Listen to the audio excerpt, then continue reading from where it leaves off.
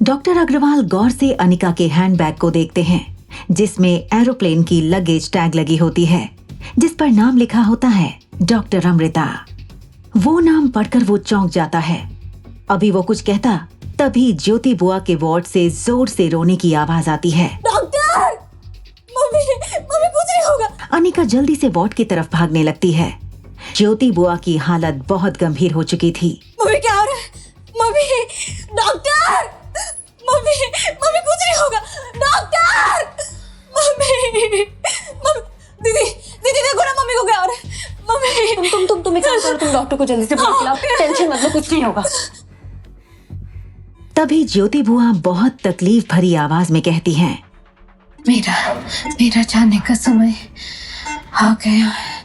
Please बुआ, please ऐसी बातें मत कीजिए, आपको कुछ नहीं होगा। तुझे एक बड़े राज की बात बतानी है, तेरे माँ के मौत के बारे में। मेरी माँ के मौत के बारे में? क्या बहुत गहरा राज है, बताइए मुझे।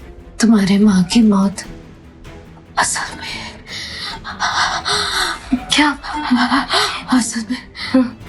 धोखे से हुई है। और क्या बुआ?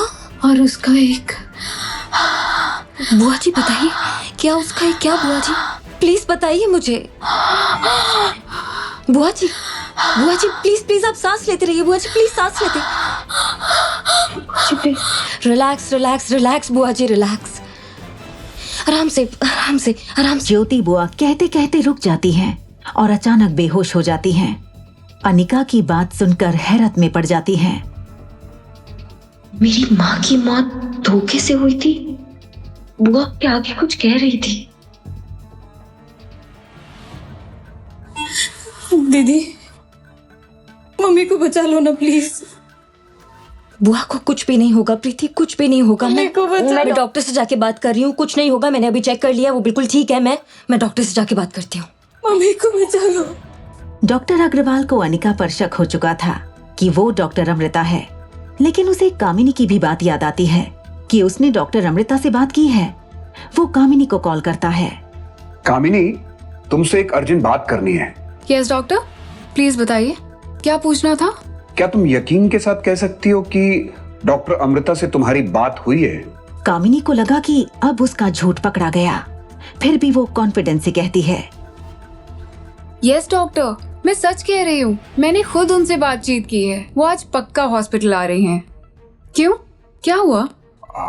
नहीं, कुछ नहीं। वो आज अनिका मिली थी। आप भी किस पर यकीन कर रहे हैं सर? वो आपको इम्प्रेस करने के लिए झूठ बोल रही है। आज आपको सब सच पता चल जाएगा। Okay, thank you. मिलते हैं। कामिनी अपनी माँ मनीषा के साथ घर पर थी। कामिनी मन ही मन खुश हो रही थी कि उसने डॉक्टर अग्रवाल के सामने अपने झूठ को सच साबित कर दिया था। पता है माँ, वो मोटी भद्दी अनिका थोड़ी क्या स्लिम हो गई है, खुद को हीरोइन समझ रही थी। मैडम का एटीट्यूड तो देखो, डॉक्टर अग्रवाल के सामने इम्प्रेशन मार रही थी। मैंने तो जगह पर ही उसे झूठा साबित कर दिया। वो कैसे? सुना है डॉक्टर अमृता ज्योति बुआ के ऑपरेशन के लिए आने वाली हैं। अनिका कह रही थी कि उसने डॉक्टर अमृता को ऑपरेशन के लिए कन्विंस किया है। हाँ। डॉक्टर अमृता तक तो उसके फरिश्ते भी नहीं पहुंच सकते। मैंने डॉक्टर अग्रवाल को कहा कि मैंने ही डॉक्टर अमृता को मेल किया है और मेरे ही कहने पे वो ऑपरेशन के लिए आ रही हैं।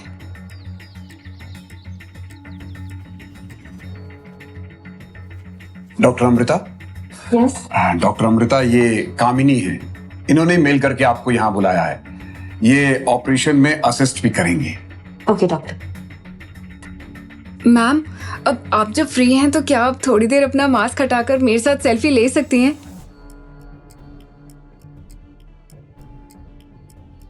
ओ कामिनी, राइट? तो वो आप हैं जिसने मुझे मेल किया था? Yes ma'am. ओके, कहाँ से मिला मेरा ईमेल आईडी? क्या हुआ, तुमने बताया नहीं? कहाँ से मिला मेरा ईमेल आईडी? वो मैम, मुझे एक फ्रेंड ने आपका ईमेल आईडी दिया। फ्रेंड ने? ओके। क्या है मेरा email ID? Do you remember?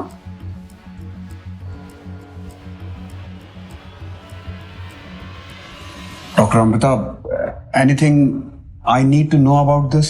Doctor Agarwal, मुझे जिसने मेल किया था उसका नाम अनिका है। वो sir Kamini, such kind of conduct won't be tolerated in this hospital. Leave the operation theater immediately. Just get out of here.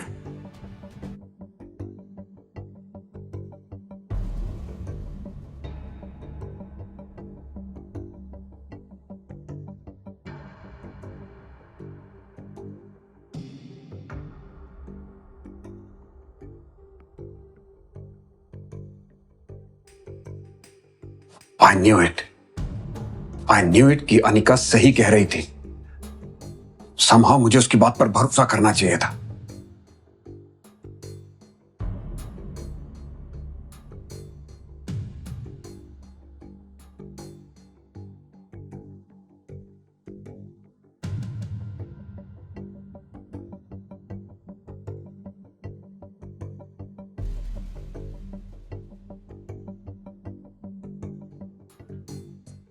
लगभग 3.5 घंटे ऑपरेशन चलता रहा। अनिका ने इस सफाई से ऑपरेशन किया कि डॉक्टर अग्रवाल और सभी डॉक्टर्स इंप्रेस हो गए। Operation successful. पेशेंट अभी डेंजर से बाहर है।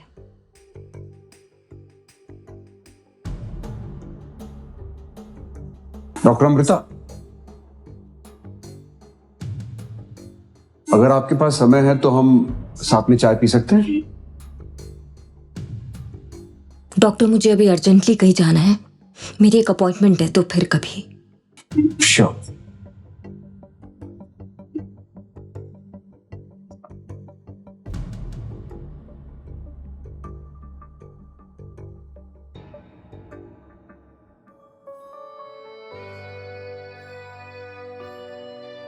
cheer up young lady, तुम्हारी मम्मी का ऑपरेशन सक्सेसफुल हो गया है।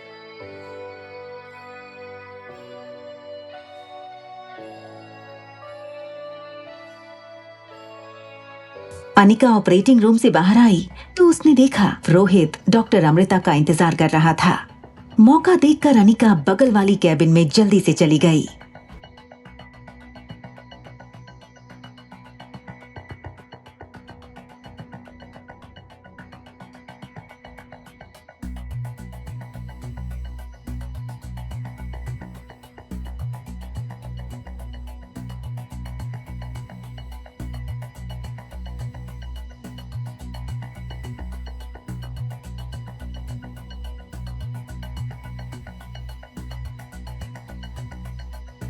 प्रीति, नहीं, मुझे माफ कर दो। सॉरी, मैंने आपको गलत समझा। मैं माफी के लायक भी नहीं हूँ। नहीं प्रीति, ऐसा नहीं बोलते। आपने मम्मी की जान बचाई। मुझे प्लीज माफ कर देना। मुझे प्रीति सॉरी, मुझे Please, नहीं please. पता था। प्रीति, अभी बुआ एकदम ठीक है। ओके? और एक बात, ये बात हम दोनों के बीच में रहनी चाहिए। तुम किसी को नहीं बता सकती हो। Promise me. Promise me. Promise. बुआ इज आउट ऑफ डेंजर।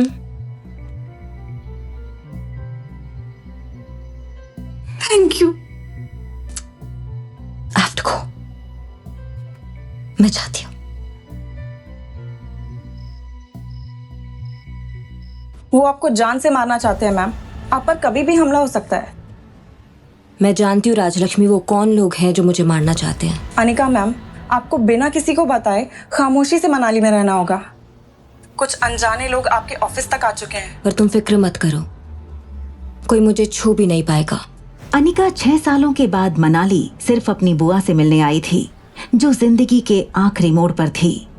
वो अनिका को उसकी माँ का कोई राज बताना चाहती थी। अनिका अपनी असिस्टेंट राजलक्ष्मी की बात पर गौर करती है और छुपते हुए अपनी बुआ से मिलने लाइफ केयर हॉस्पिटल जाती है। तभी उसकी नजर हॉस्पिटल की लॉबी पर जाती है, जहां कुणाल उसकी सौतेली माँ मनीषा और कामिनी के साथ कुछ सीरियस बात कर रहा था। मैं कुणाल डोगरा उस मोटी चुड़ैल को देखना भी पसंद नहीं करता, और आप लोग चाहते कि मैं एयरपोर्ट जाकर उसे पिकअप कर लाऊं। वैसे तो बेटा हम भी उस बदशक्ल की शक्ल नहीं देखना चाहते, लेकिन 6 सालों बाद उसका पता चला है। वो अपनी बुआ से मिलने तो जरूर आएगी, लेकिन जब तक वो फार्मा कंपनी कामिनी के नाम नहीं कर देती, उसे मनाली से जाने तक नहीं दिया जा सकता। तुम्हारे दादाजी भी तो यही चाहते हैं ना। माफ कीजिएगा आंटी, उस मोटी बद शक्ल को ना मैं अपने बगल में खड़ा रखना भी पसंद नहीं करता। पर हाँ, बात रही उस फार्मा कंपनी की, तो उसे हासिल करने के लिए मेरे पास और भी कई रास्ते हैं। अनिका कुणाल और अपनी सौतेली माँ की बातें सुनकर समझ चुकी थी कि जरूर ये लोग उसके खिलाफ कोई बड़ी साजिश रचने वाले हैं, लेकिन अभी अनिका के लिए अपनी बुआ का इलाज सबसे ज्यादा जरूरी था। वो ज्योति बुआ की बेटी प्रीति से मिलती है और सारी रिपोर्ट्स एक के बाद एक पढ़ना शुरू करती है। रिपोर्ट्स पढ़ के अनिका समझ गई कि ऑपरेशन काफी ट्रिकी था। डॉक्टर कहते हैं कि ऑपरेशन नहीं हुआ तो मम्मी। प्रीति, इस हॉस्पिटल में डॉक्टर अग्रवाल काम करते हैं क्या? तुम जानती हो उन्हें? हाँ दीदी, वो यहाँ के डीन है। आप उन्हें जानती है क्या? नहीं, वो मैंने बस उनका नाम सुना था। वो तुम मुझे उनके पास अभी लेके चल सकती हो? चलो। कुछ पल में दोनों डॉक्टर अग्रवाल के कैबिन में थे। ज्योति बुआ की रिपोर्ट टेबल पर रखी हुई थी। डॉक्टर अग्रवाल थोड़े अपसेट थे। देखो, ट्यूमर को सर के इस हिस्से से निकालना होगा और ये सर्जरी कोई भी सर्जन नहीं कर सकता। You need good surgeon to do this job. जैसे आपकी एक्टिंग फील्ड में हर प्रोजेक्ट हर एक्टर नहीं कर सकता, खास प्रोजेक्ट्स के लिए खास एक्टर्स को चुना जाता है, वैसे ही अगर ये सर्जरी डॉक्टर अमृता के अलावा कोई और करेगा तो रिस्की होगा।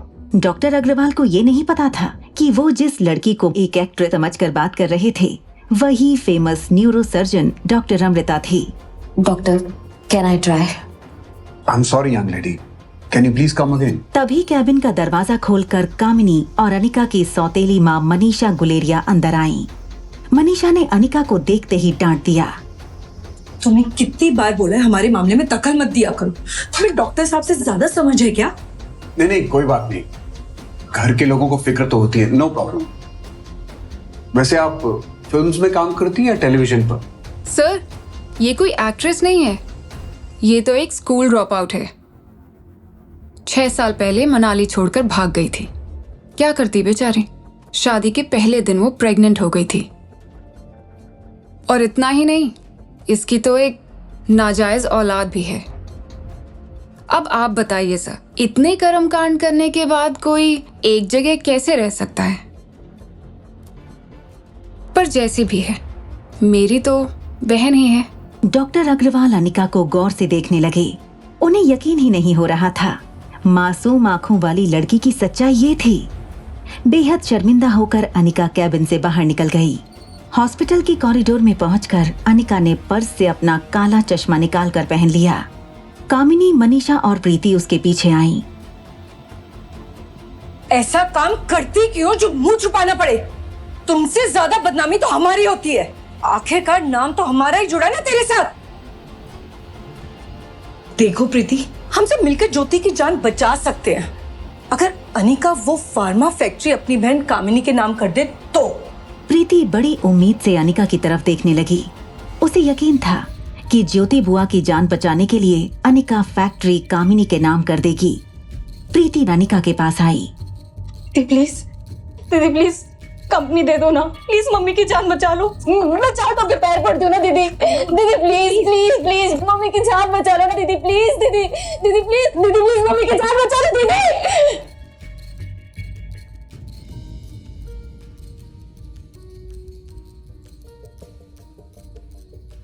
दूसरी तरफ एक नकाबपोश आदमी और वर्षा नर्सिंग होम के डॉक्टर मेहता में कुछ बातें हो रही थीं। क्या तुम्हें पूरा यकीन है कि वो लड़की अनिका ही है? हमारी खबर कभी गलत नहीं होती है। इस बार इसकी बेटी भी साथ आई है, तो ना है किसी खास मिशन के लिए आई है यहाँ पर। मिशन का नाम सुनकर डॉक्टर मेहता थोड़ा परेशान हो जाता है। उसे डर महसूस होता है। अगर वो अपने खोए हुए बच्चे को तलाशने के लिए आई है तो ये हमारे लिए बड़ा खतरा है, क्योंकि उस हादसे के तार हमसे और हमारे हॉस्पिटल से जुड़े हुए हैं। अगर उसे कोई सुराग मिल गया तो मेरे सारे आदमी शहर के कोने कोने में फैले हुए हैं, बस आपके इशारे की देरी है। उसे मारो, किडनैप करो, लेकिन किसी भी तरह से उसे रोको, क्योंकि जब तक ये लड़की इस शहर में है हमारे हॉस्पिटल के लिए खतरा है। ठीक है, आपको अनिका की मौत की खबर मिल जाएगी।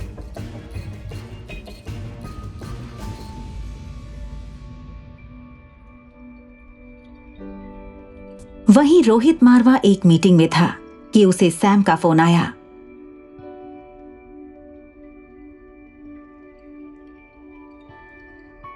हेलो सर, मैंने मेल का लोकेशन ट्रैक कर लिया है। सर, हैरान कर देने वाली बात यह है कि जिस नेटवर्क के जरिए डॉक्टर अमृता ने मेल भेजा है वो मनाली का है। और सर एक बात और, डॉक्टर अमृता इस वक्त आप ही के होटल पैराडाइज में है। Sir, you can find her now. Rohit Marwah की दादी काफी समय से बीमार थी।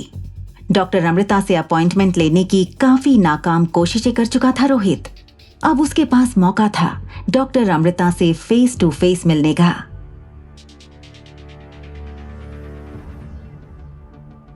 सिस्टम में चेक करके मुझे तुरंत बताओ, क्या डॉक्टर अमृता ने हमारे होटल में चेक इन किया है? This is urgent. Doctor Amrita हमारे होटल में ही हैं और हमें उन्हें ढूंढना है। अनिका हॉस्पिटल से टैक्सी में वापस आ रही थी।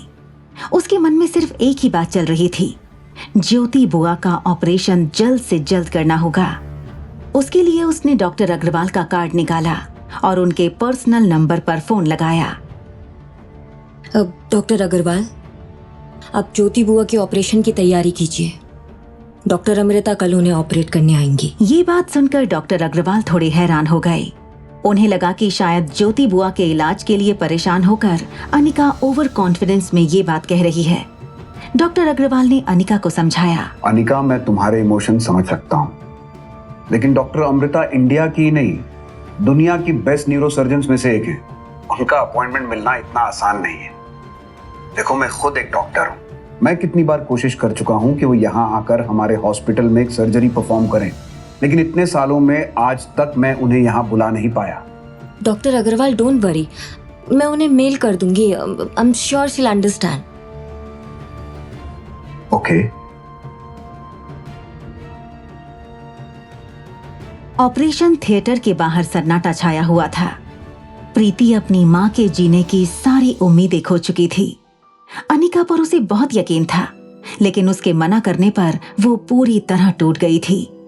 इन सब में सबसे ज्यादा खुश अनिका की सौतेली माँ और कामिनी थी। हमें तो पहले ही पता था अनिका किसी की सगी नहीं है।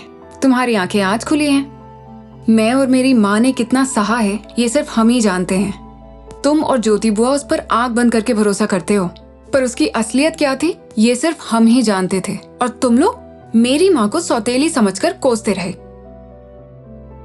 तभी तेज कदमों से डॉक्टर अग्रवाल प्रीति की तरफ आए। प्रीति डॉक्टर अग्रवाल को आते देखकर डर सी गई, मानो जैसे कोई बुरी चीज घट गई हो। प्रीति,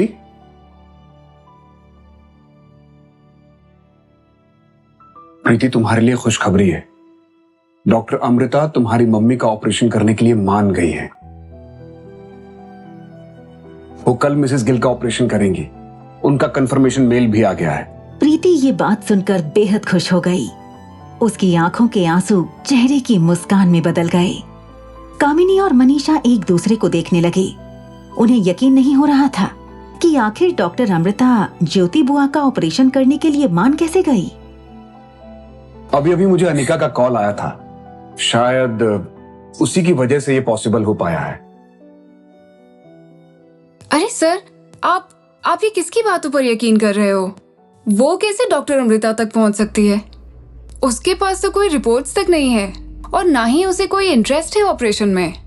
आप पूछ लीजिए प्रीति से। ज्योति बुआ के ऑपरेशन के लिए उसे एक छोटा सा काम दिया था, वो भी उसने नहीं किया। प्रीति, अब अपने आंसू पोंछ लो। इंडिया की बेस्ट न्यूरोसर्जन तुम्हारी मॉम का ऑपरेशन करने वाली है। Your mother needs your prayers, not tears.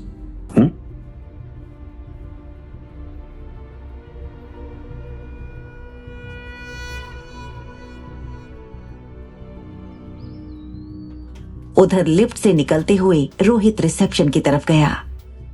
Heer, yes sir. Did you check in the system?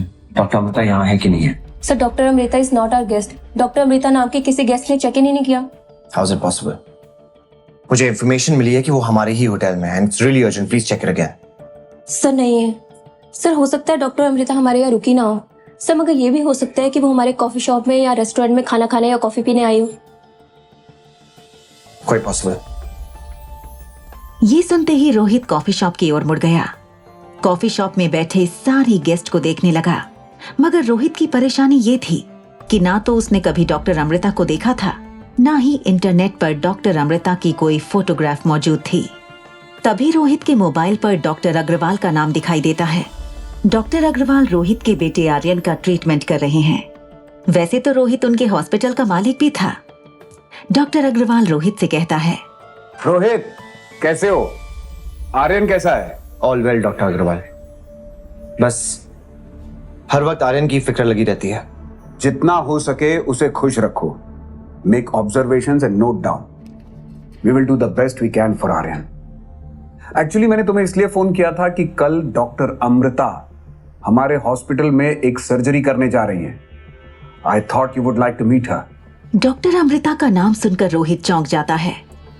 वो यकीन नहीं कर पा रहा था कि जिस डॉक्टर अमृता को वो कई महीनों से मिलने की कोशिश कर रहा था, वो आज उसी के हॉस्पिटल में आने वाली थी। Yes, of course, doctor.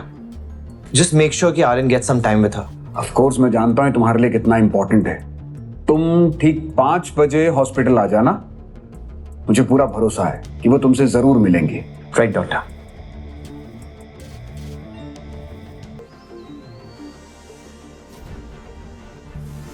वहीं दूसरी तरफ नकाबपोश हॉस्पिटल के सामने वाली बिल्डिंग में बंदूक का निशाना लिए बैठा है। तभी उसे डॉक्टर मेहता का कॉल आता है। हाँ अनिका लाइफ केयर हॉस्पिटल आ रही है। हाँ, और वो मेरी बंदूक के निशाने पर है। जैसे ही वो हॉस्पिटल में कदम रखेगी, मेरी गोली उसकी खोपड़ी उड़ा देगी। लेकिन मैंने सुना है कि वहाँ रोहित मारवा भी आ रहा है। वो एक बहुत बड़ा आदमी है। अगर उसे कुछ हुआ ना तो कोई नहीं बचेगा। वैसे भी मेरा एक पुराना हिसाब बाकी है उसके साथ, और उसके खून का आरोप भी अनिका पर ही जाएगा। वो कैसे? बस अब देखते जाओ।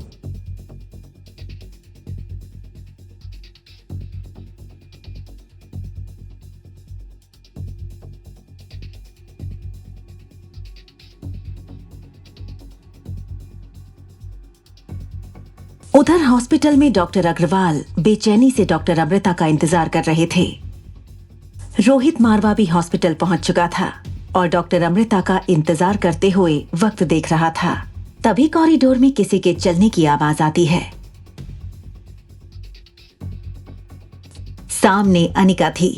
उसे देखकर रोहित मारवा चौंक जाता है। तुम यहाँ क्या कर रही हो? क्यों यहाँ पर कोई और इलाज नहीं करा सकता? या यहाँ पे भी आप मेरी चेकिंग करवाएंगे? तुम यहाँ? मुझे लगा डॉक्टर अमृता आ गई। वैसे क्या ये सच है कि तुमने डॉक्टर अमृता को यहाँ आने के लिए कन्विंस किया है? ओह कम ऑन डॉक्टर अग्रवाल, आप जानते हैं doctor Amrita world famous doctor है। किसी ऐरे गहरे को मुंह नहीं लगाती, सिर्फ उसके नाम पे अटेंशन ले रही है ये, और कुछ नहीं। अनिका रोहित की किसी भी बात का जवाब देना नहीं चाहती थी, क्योंकि उसे जल्दी से अपनी बुआ का इलाज शुरू करना था। डॉक्टर अग्रवाल, हमें जल्दी से बुआ का इलाज शुरू करना चाहिए। बहुत ज्यादा क्रिटिकल है। हमें इलाज करने का मतलब क्या है? और वैसे भी डॉक्टर के बिना अंदर जाना अलाउड नहीं है। यहीं रुकिए, डॉक्टर अमृता आती होंगी। अभी रोहित मारवा की बात खत्म भी नहीं हुई थी कि डॉक्टर अग्रवाल को एक मेल आता है जिसमें लिखा होता है, डॉक्टर अमृता 2nd फ्लोर पर पहुंच गई हैं। डॉक्टर अग्रवाल हैरानी से चारों तरफ देखते हैं, लेकिन वहां अनिका के सिवा और कोई नहीं था। डॉक्टर अग्रवाल गौर से अनिका के हैंडबैग को देखते हैं, जिसमें एरोप्लेन की लगेज टैग लगी होती है, जिस पर नाम लिखा होता है डॉक्टर अमृता। वो नाम पढ़कर वो चौंक जाता है। अभी वो कुछ कहता, तभी ज्योति बुआ के वार्ड से जोर से रोने की आवाज आती है। डॉक्टर! मम्मी कुछ नहीं होगा। अनिका जल्दी से वार्ड की तरफ भागने लगती है। ज्योति बुआ की हालत बहुत गंभीर हो चुकी थी। मम्मी क्या हो रहा है? मम्मी! डॉक्टर! मम्मी कुछ नहीं होगा। डॉक्टर! मम्मी दीदी देखो ना मम्मी को क्या हो रहा है। मम्मी तुम एक काम करो, तुम डॉक्टर को जल्दी से बुलाओ, टेंशन मत लो, कुछ नहीं होगा। तभी ज्योति बुआ बहुत तकलीफ भरी आवाज में कहती हैं, मेरा जाने का समय आ गया है। प्लीज प्लीज बुआ, प्लीज ऐसी बातें मत कीजिए, आपको कुछ नहीं होगा। तुझे एक बड़े राज की बात बतानी है, तेरे माँ के मौत के बारे में। मेरी माँ के मौत के बारे में? क्या क्या बहुत गहरा राज है, बताइए मुझे। तुम्हारे माँ की मौत असल में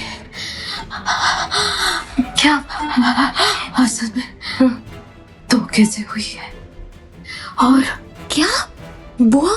और उसका एक बुआ जी बताइए, क्या उसका है? क्या बुआ जी प्लीज बताइए मुझे। बुआ जी प्लीज प्लीज आप सांस लेते रहिए। बुआ जी प्लीज सांस लेते। रिलैक्स रिलैक्स रिलैक्स बुआ जी, relax.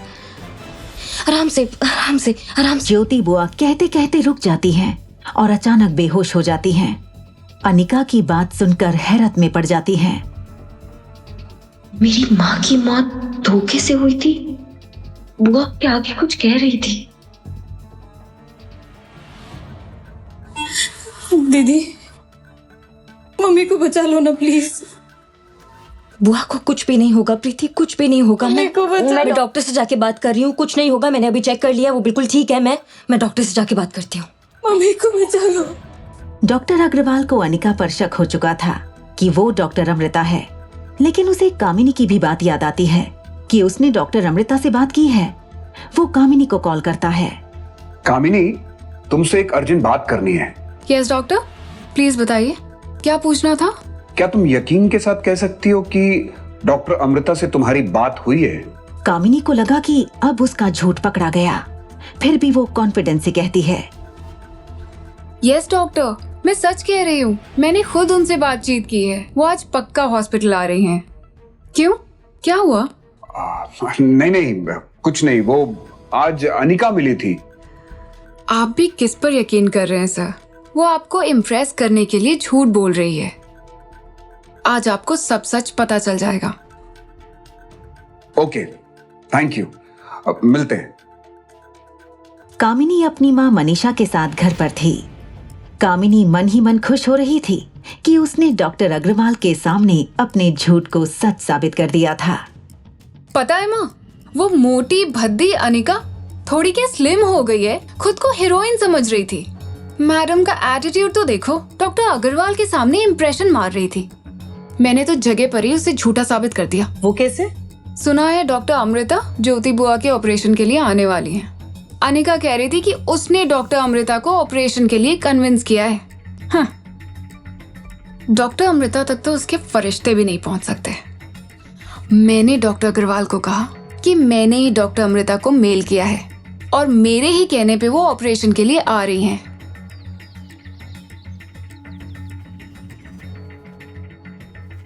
Doctor Amrita? Yes doctor Amrita, ये कामिनी है। इन्होंने मेल करके आपको यहाँ बुलाया है। ये ऑपरेशन में असिस्ट भी करेंगे। Okay doctor.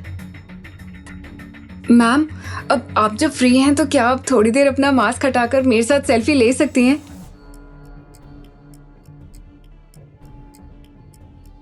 O Kamini, right?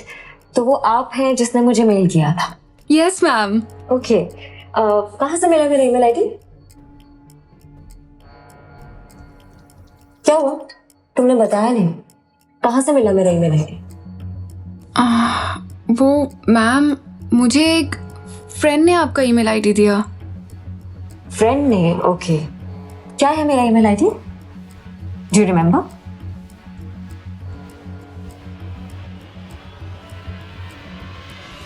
Doctor Amrita, anything I need to know about this? Doctor Agarwal, मुझे जिसने मेल किया था उसका नाम अनिका है।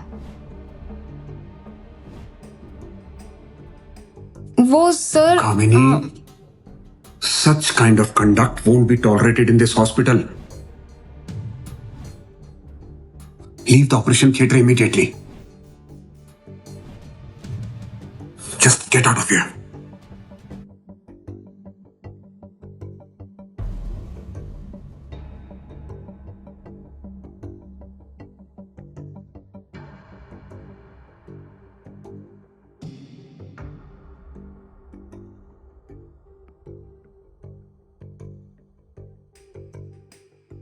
आई न्यू इट कि अनिका सही कह रही थी।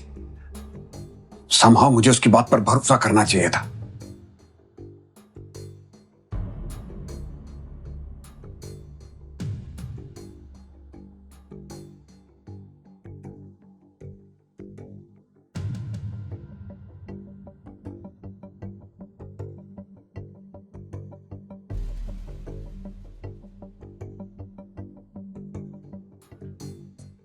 लगभग 3.5 घंटे ऑपरेशन चलता रहा।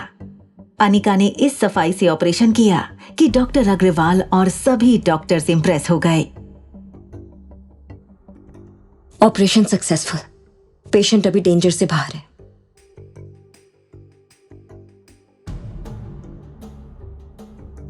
Doctor Amrita,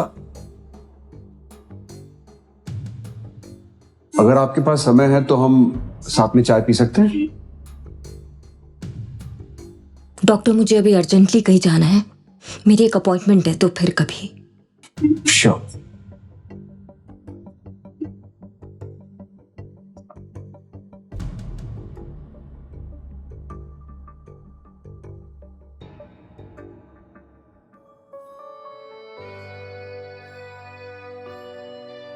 cheer up young lady, तुम्हारी मम्मी का ऑपरेशन सक्सेसफुल हो गया है।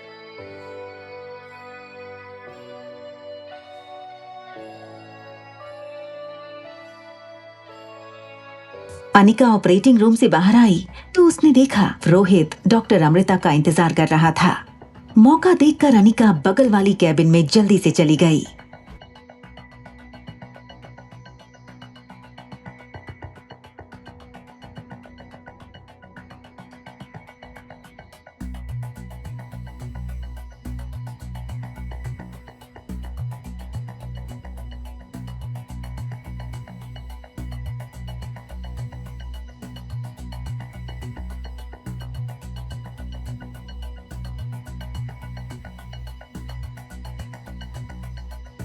प्रीति,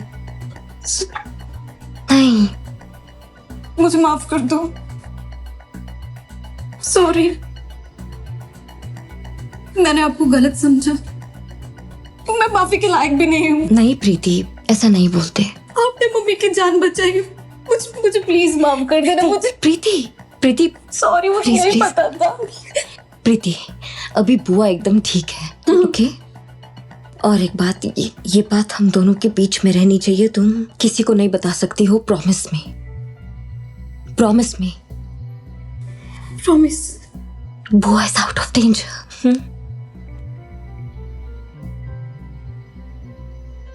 thank you. I have to go. मैं जाती हूँ।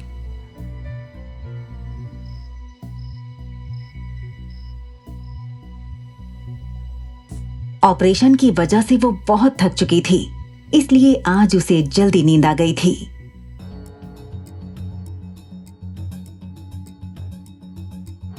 मम्मी,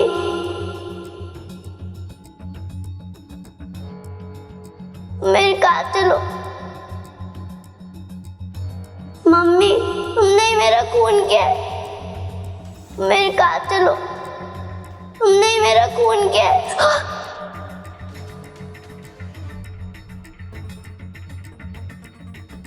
मम्मी, तुम मेरे कातिल हो। तुमने ही मेरा खून किया है।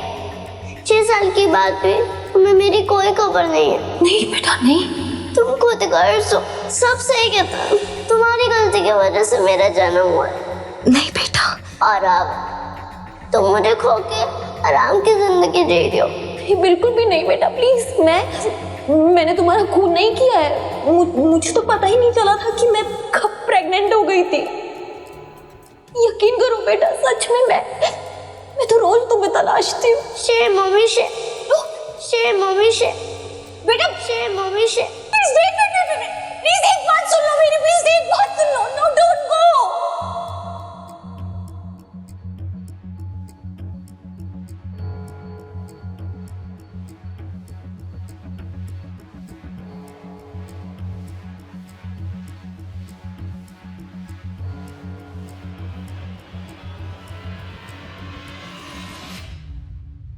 लैपटॉप की स्क्रीन पर अभी भी वो गुमनाम मेल ओपन था जिसमें लिखा था कि उसका बेटा जिंदा है, बस उसे एक शर्त पूरी करनी है।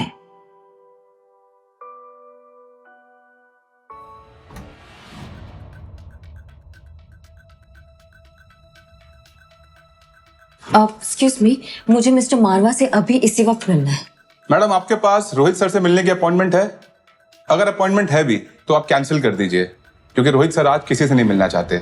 नहीं, आप समझ नहीं रहे हैं। मुझे अर्जेंटली मिस्टर मारवा से अभी इसी वक्त मिलना जरूरी है। मुझे पता है, रोहित सर हैं ही ऐसे, उनसे हर कोई अर्जेंट मिलना चाहता है। देखिए मैम, काफी रात हो चुकी है, अपना वक्त बर्बाद मत कीजिए, अभी मिलना पॉसिबल नहीं होगा आपका। अनिका को कुछ समझ नहीं आ रहा था। आज जब वो खुद चलकर रोहित से मिलना चाहती थी तो ये गार्ड उसे रोक क्यों रहे हैं? ठीक है, तो मिस्टर मारवा से कह दीजिएगा कि डॉक्टर अमृता उनको ढूंढ रही थी। इतना कहकर अनिका वहाँ से गुस्से से चली जाती है। तभी एक गार्ड अब्दुल से कहता है, अब्दुल सर, ये आपने क्या किया? जिससे अपने सांप कई महीनों से ढूंढ रहे हैं, आप उन्हें ऐसे ही निकाल दिया? पता है ना, सांप को पता चलेगा कयामत आ जाएगी। अरे ये डॉक्टर नहीं है, ये लड़की अनिका है। इसकी इंफॉर्मेशन निकालने के लिए मैं खुद गया था सनी बाबा के साथ। ये आज तक कभी कॉलेज भी नहीं गई। देख भाई, आजकल की लड़कियों को तुम जानते नहीं हो, वो रोहित सर के नजदीक आने के लिए कुछ भी कर सकती हैं। इसीलिए हम दोनों यहाँ खड़े हैं, ताकि रोहित सर तक ऐसे लोग पहुंच ना पाए। समझा? चल।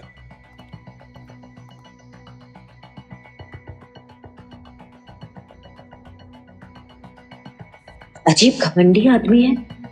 मेरे मैसेज के बावजूद रोहित ने मुझे मिलने क्यों नहीं बुलाया? जो खुद इतने वक्त से डॉक्टर अमृता को ढूंढ रहा था, अब मैं खुद डॉक्टर अमृता सामने से उसे मिलना चाहती हूँ तो वो मुझसे मिलने से इनकार क्यों कर रहा है? बस एक बार किसी तरह से मेरे बेटे की जानकारी मिल जाए तो उस आदमी को कभी पलट कर भी ना देखूं। मेरी मजबूरी है कि मैं रोहित की दादी का ऑपरेशन कर रही हूँ। अनिका अभी ये सोच ही रही थी कि अचानक उसे याद आया कि ज्योति बुआ उससे मिलना चाहती थी और ज्योति बुआ के ऑपरेशन के बाद उनकी रिपोर्ट भी एक बार देखनी थी। वो फौरन हॉस्पिटल के लिए निकल जाती है। अंजलि मल्होत्रा एक हाई प्रोफाइल महिला है। 2 दिन पहले ही उनके पति किशन मल्होत्रा का रोहित के होटल में एक्सीडेंट हो गया था।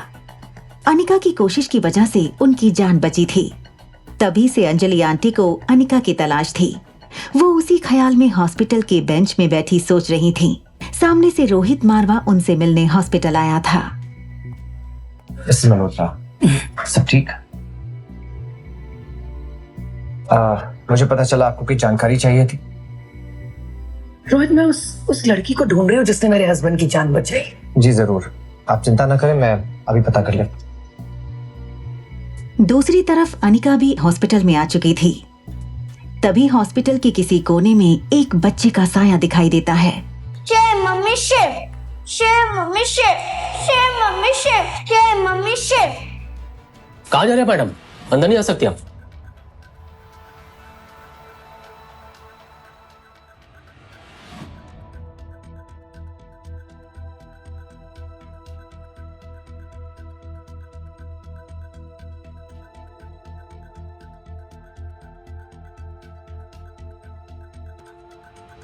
वहीं करीब में खड़ी अंजलि मल्होत्रा की नजर अनिका पर पड़ती है। वो रोहित को बिना कुछ कहे अनिका की तरफ तेजी से बढ़ने लगती है। रोहित को कुछ समझ नहीं आ रहा था कि अंजलि आंटी ऐसे ही क्यों चली गईं। अनिका अभी लिफ्ट में जाने ही वाली होती है कि अंजलि मल्होत्रा की आवाज सुनाई देती है। सुनो सुनो बेटा, थैंक यू सो मच। आज तुम्हारी वजह से मेरे हस्बैंड जिंदा है। प्लीज आप मुझे थैंक यू मत कीजिए, ये फर्ज है मेरा। तुम यहाँ काम करती हो? नो, मैं यहाँ काम नहीं करती। एक्चुअली मेरे एक रिश्तेदार है, मैं उनसे मिलने आई हूँ। मैडम, क्या आपको पूरा यकीन है कि इसी लड़की ने? यस ऑफ कोर्स, मैं इसे कैसे भूल सकती हूँ? She is the one. Anjali aunty जिस तरह से अनिका को देख रही थी, रोहित को डाउट हुआ कि शायद अनिका ही वो लड़की थी जिसने किशन अंकल की जान बचाई थी। आंटी, आप इन्हें जानती हैं? I mean, क्या ये वही है जो? Yes Rohit, she is the one. Excuse me, क्या आप मुझे मिस्टर मावा की अपॉइंटमेंट मिल सकती है? What appointment? किस अपॉइंटमेंट की बात कर रही हैं ये? ओह, तो अभी तक आपने मेरा मैसेज उनको पहुंचाया ही नहीं है। किस मैसेज की बात कर रही हैं ये? कैसा अपॉइंटमेंट? सर दरअसल वो मैडम कल रात को आपसे मिलने आई थी। उन्हें आपकी दादी माँ के ऑपरेशन के लिए आपसे कुछ बात करनी थी। दादी माँ के ऑपरेशन के बारे में? तुम जानते हो मेरी दादी का ऑपरेशन मेरे लिए सबसे इंपॉर्टेंट है, और वही मैसेज तुमने मुझे नहीं दिया। सर हो सकता है कि अनिका जी ने किशन जी की जान किसी तरीके से बचाई हो, लेकिन इसका मतलब ये नहीं है ना कि सर एक सर्टिफाइड डॉक्टर है। और सर आपकी दादी माँ का ऑपरेशन इतना क्रिटिकल है कि मैंने सोचा। तो आप किसी की काबिलियत पर शक कैसे कर सकते हैं जब आपको पता ही नहीं है कि वो इंसान कितना काबिल है? जब तक आप उसे मौका नहीं देंगे तब तक आप सही गलत का फैसला कैसे कर सकते हैं? देखिए मैम, मैं रोहित सर की काफी सालों से नौकरी कर रहा हूँ और इस बात को मैं बहुत अच्छे से समझ चुका हूँ कि इनकी दादी माँ का ऑपरेशन सिर्फ डॉक्टर अमृता कर सकती हैं। और अगर कोई उनसे बेहतर हुआ तो तब भी आप उन्हें मौका नहीं देंगे? आप क्या देखते हैं? आप डिग्री देखते हैं या परफॉर्मेंस देखते हैं? कोई डॉक्टर नाम में बड़ा होता तो कोई काम में बड़ा होता। अगर उनसे कोई बेहतर डॉक्टर मिल गया तो क्या आप उन्हें मौका नहीं देंगे? लेकिन सर, सॉरी सर, मैं आपसे एक बात पूछ सकता हूँ? जी। आप हमारी मदद क्यों करना चाहती हैं? दरअसल मुझे आपकी मदद चाहिए। मैं मनाली में किसी को ढूंढने आई हूँ। उसे ढूंढने में प्लीज आप मेरी मदद करेंगे? किसे ढूंढ रही हैं आप? एक बार आपकी दादी माँ का ऑपरेशन हो जाए, उसके बाद मैं आपको सब बताऊंगी। अनिका सिर्फ उस बेनाम ईमेल में लिखी बातों पर अमल कर रही थी। अपने बेटे तक पहुंचने का उसके पास और कोई रास्ता भी नहीं था। और अगर वो ईमेल करने वाला रोहित खुद होता तो वो जानती थी कि काम पूरा होने से पहले वो रोहित को अपनी असलियत नहीं बता सकती थी। और अगर उस बेनाम ईमेल के पीछे रोहित ना भी होता तो अनिका को पता था कि उसकी दादी का इलाज करने के बाद रोहित अपने कनेक्शंस लगाकर उसके बेटे को जरूर ढूंढ लेंगे। एक्सक्यूज मी।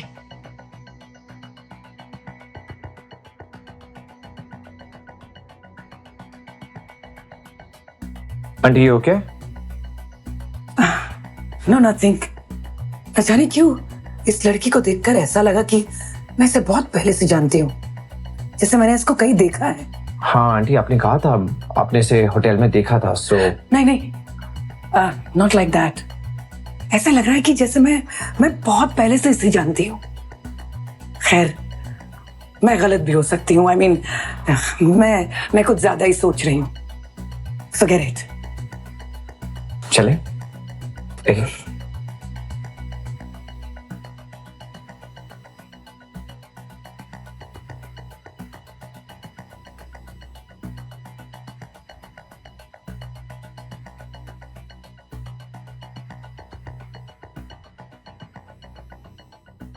मल्होत्रा,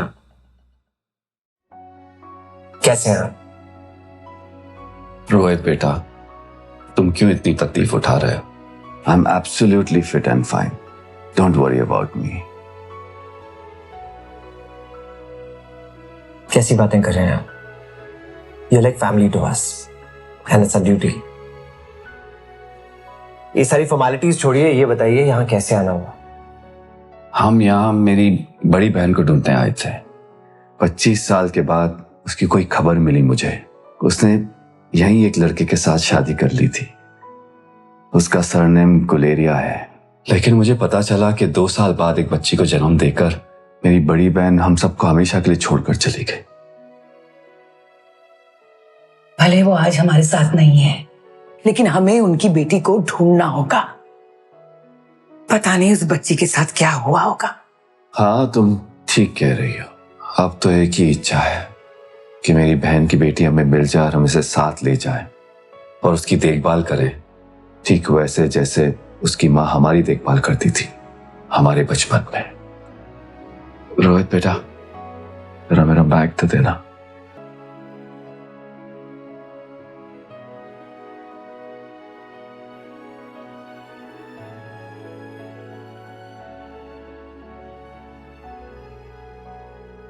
ये मेरी बहन स्वाति की तस्वीर है।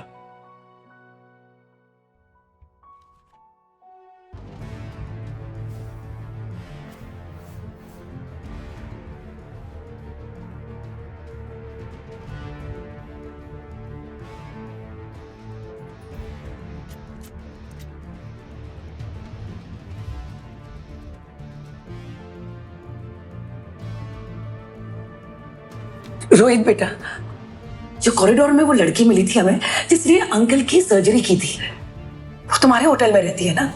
हाँ। What is her name? हाँ, उसने बताया जो था, अनिका।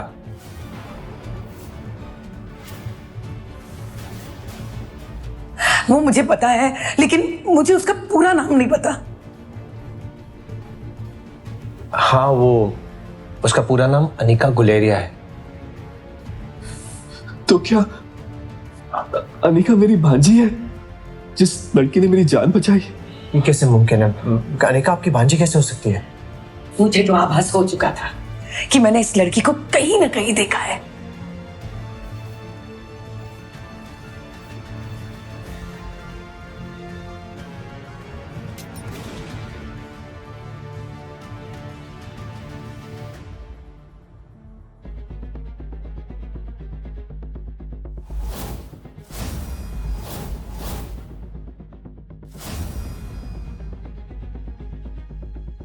रोहित सर, एक बहुत बुरी खबर है।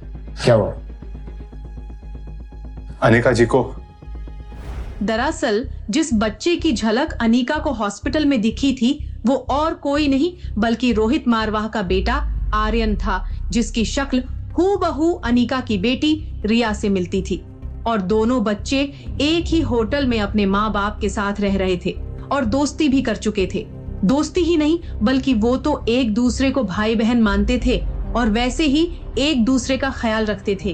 दोनों बच्चों को अपने जीवन में परिवार की कमी लगती थी, जिसे वो पूरा करना चाहते थे, और इसलिए आर्यन और रिया एक दूसरे के साथ जगह बदलकर रहने लगे थे। रिया कभी आर्यन बनकर रोहित के साथ रहती, तो वहीं आर्यन अनीका के साथ रिया बनकर। अब देखना ये था कि यह सिलसिला कब तक चलने वाला था, और पहले ही आर्यन के जीवन में मुश्किलों की कमी नहीं थी, क्योंकि कुछ ही दिन पहले रोहित का कजिन धीरज उसे ले जाने के लिए अपने आदमियों के साथ आया था। रोहित के परिवार वालों का यह कहना था कि आर्यन उनके परिवार का हिस्सा नहीं है, और उसने रोहित की दादी को धक्का देकर सीढ़ियों से गिरा दिया था, जिसके कारण आज वो हॉस्पिटल में है। रोहित को इस बात पर बिल्कुल विश्वास नहीं था, और वो इसीलिए चाहता था कि उसकी दादी का इलाज जल्द से जल्द हो जाए, ताकि सच्चाई बाहर आ जाए। वहीं दूसरी तरफ अनिका भी हैरान थी जब उसे उसके अतीत से जुड़ा एक फोन आया। क्या मेरे मामा मामी? हाँ, और वो हमसे मिलने घर आ रहे हैं। लेकिन इतने सालों बाद क्यों? मैं ये सब नहीं जानता, बस तुम घर आ जाना टाइम से। ठीक है, मैं आ जाऊंगी। कॉल रखते ही अनिका के मन में कई सवाल उमड़ने लगे। अनिका अपनी माँ के परिवार वालों से कभी नहीं मिली थी, लेकिन सालों बाद अचानक उन्हें अनिका की याद कैसे आई? अनिका के मन में इस नए रिश्तेदार को लेकर डर था, तो वहीं कोई और भी था जिसे अनिका से भी ज्यादा डर लग रहा था। क्या तुम्हें यकीन है कि वो लोग अनिका के रिश्तेदार हैं? मुझे तो लगता है कि इन सब के पीछे अनिका का ही हाथ होगा। पक्का हमारे खिलाफ कोई नई साजिश रच रही है। यकीन तो मुझे भी नहीं हो रहा कि ये लोग इतने सालों बाद अनिका को क्यों ढूंढ रहे हैं। क्या तुम स्वाति के परिवार वालों के बारे में कुछ भी नहीं जानते? काफी गरीब परिवार से थी स्वाति, और उसकी फैमिली पहाड़ों के उस पार रहते थे, लेकिन शादी के बाद उसने उनके साथ कोई कांटेक्ट नहीं रखा। कहीं ये लोग हमसे पैसों की भीख मांगने तो नहीं आ रहे? वैसे वो कह तो रहे थे कि अनिका के मामा बीमार हैं और इस वक्त हॉस्पिटल में एडमिट हैं। तो ये बात तय है कि वो भिखमंगे पैसों के लिए ही आ रहे हैं। देखिए, मैं पहले से ही कह देती हूँ, खबरदार उनको एक भी पैसा दिया तो। तुम तो ऐसे बोल रही हो जैसे कि मैं तिजोरी खोल के उनके सामने रखने वाला हूँ। लगता है आ गए भिखमंगे।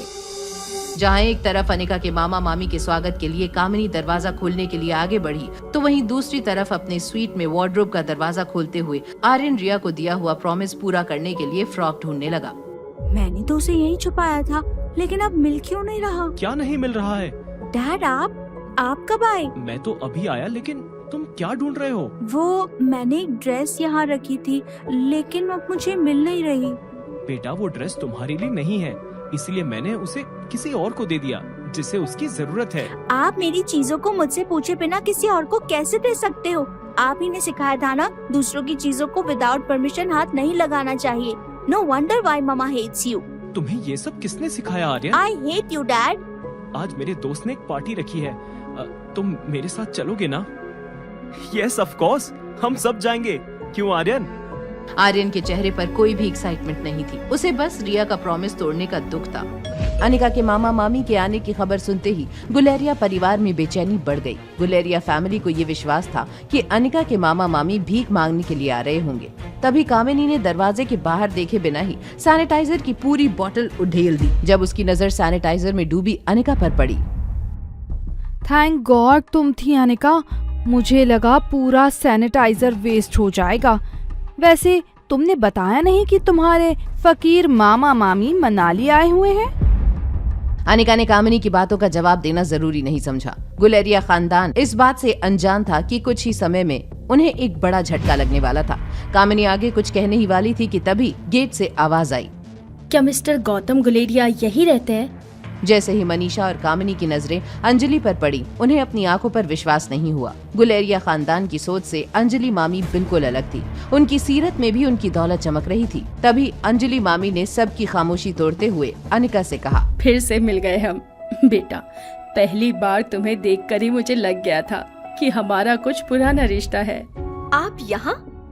और आप मेरे मामा मामी को कैसे जानती हैं? आई नो, तुम्हें बहुत कुछ पूछना होगा। मैं तुम्हारे सारे सवालों के जवाब दूंगी। फिलहाल बस यही कहना चाहूंगी कि ये सब किस्मत का खेल है। उस दिन जिस आदमी की जान तुमने बचाई थी, वो तुम्हारे मामा थे। गुलेरिया परिवार के सभी लोग अंजलि मामी की सादगी में खो गए थे कि तभी कामिनी ने अंजलि मामी का पहना हुआ डायमंड नेकलेस देखा। उससे रहा नहीं गया और उसने मामी से कहा, योर नेकलेस इज स्टनिंग। क्या ये असली डायमंड्स हैं? ऑफ कोर्स नकली है बेटा। आजकल अपनी औकात से ऊपर दिखने के लिए हर कोई नकली ज्वेलरी पहनते हैं। देखो ना कितना ज्यादा चमक रहा है। मिस्टर गौतम, क्या आप ही हमारे बहनोई जी हैं? यस, मैं ही गौतम गुलेरिया हूँ। आपने फोन पर मुझसे ही बात की थी। वैसे आप बहुत ही खूबसूरत हैं। कहीं आप फिल्मों में तो काम नहीं करती? फिल्मों में तो नहीं, लेकिन मैं एक आर्टिस्ट जरूर हूँ। जी, आपने जैसे ही कॉल किया था अनिका से मिलने के लिए, वैसे ही हमने उसे कॉल करके बुला लिया था। Thank you mister Gautam. Anika बेटा, क्या हम कहीं अकेले में बैठकर बात कर सकते हैं? Sure aunty. गौतम गुलेरिया अंजलि मामी के हाव भाव देखकर पूरी तरह से इम्प्रेस हो गए थे। ये देखकर मनीषा का चेहरा गुस्से से लाल हो गया, लेकिन वो अपनी तीखी जुबान से कुछ कहती उससे पहले ही अनिका और अंजलि मामी वहाँ से निकल गए। अंजलि मामी कार में बैठते ही अनिका से कहा, बेटा, तुम्हारे मामा अभी भी हॉस्पिटल में हैं। ऐसे वक्त में तुम तक पहुंचने के लिए एक खास शख्स ने हमारी बहुत मदद की थी। उन्हें शुक्रिया अदा करने के लिए हमने तुम्हें बिना बताए होटल पैराडाइज में आज एक डिनर पार्टी रखी है। I hope you don't mind बेटा। ओके मामी, आई एम सॉरी। क्या मैं आपको मामी कह सकती हूँ? अब से अगर आंटी कहूँगी तो डांटूंगी। बेटा, तुम्हारी एक बेटी भी है ना? आई कांट वेट टू सी हर। और नाम क्या है उसका? रिया नाम है उसका। बहुत शरारती है। मैं अभी उसको कॉल करके नीचे बुला लेती हूँ। तब तक हम होटल पहुँच जाएंगे। अनिका अंजलि मामी की खुशी देखकर इनकार नहीं कर पाई। उसने फौरन रिया को कॉल किया और उसे 3rd फ्लोर पर वीवीआईपी हॉल में बुलाया। वहीं अंजलि मामी के जाने के बाद मनीषा और कामिनी सोच में पड़ गए थे कि ऐसी क्या बात हो गई जो इतने सालों बाद अनिका की मामी उससे मिलने आई थी। छोड़ो उसके मामा मामी को, तुम दोनों भूल मत जाना। आज हमें डोगरा फैमिली के साथ डिनर पर जाना है। आज का दिन बहुत खास है हमारे लिए। अरे हाँ कामिनी बेटा, टेबल बुकिंग तो कर दिया ना तुमने? हाँ मम्मा, पैराडाइज इंटरनेशनल होटल में कर दिया था, लेकिन वीवीआईपी हॉल पहले से बुक था तो नॉर्मल बुकिंग करना पड़ा। ओहो, बैड लक। चलो बेटा, कोई बात नहीं, अभी बहुत काम है, हमें रेडी भी होना है। और तुम आज अच्छा सा इंडियन ड्रेस पहनना। आज का दिन बहुत स्पेशल होने वाला है तुम्हारे लिए। यस मामा। यहाँ कामिनी के मन में खुशी के लड्डू फूट रहे थे, तो दूसरी तरफ रिया आर्यन को बार बार कॉल किए जा रही थी। कॉल का कोई जवाब ना मिलने पर रिया सबसे छिपते छिपाते लिफ्ट में चली गई। लिफ्ट से 3rd फ्लोर पर पहुंचते ही रिया ने जैसे ही चैन की सांस ली कि तभी उसकी नजर बगल वाली लिफ्ट पर गई, जहां से रोहित मारवा, सनी और आर्यन बाहर आ रहे थे। रोहित मारवा, सनी और आर्यन को 3rd फ्लोर पर अचानक देखकर रिया को समझ नहीं आया कि अब क्या करना चाहिए। वो दौड़कर कॉरिडोर में गई और बड़े से गमले के पीछे जाकर छुप गई, लेकिन तब तक सनी की नजर उस पर पड़ चुकी थी।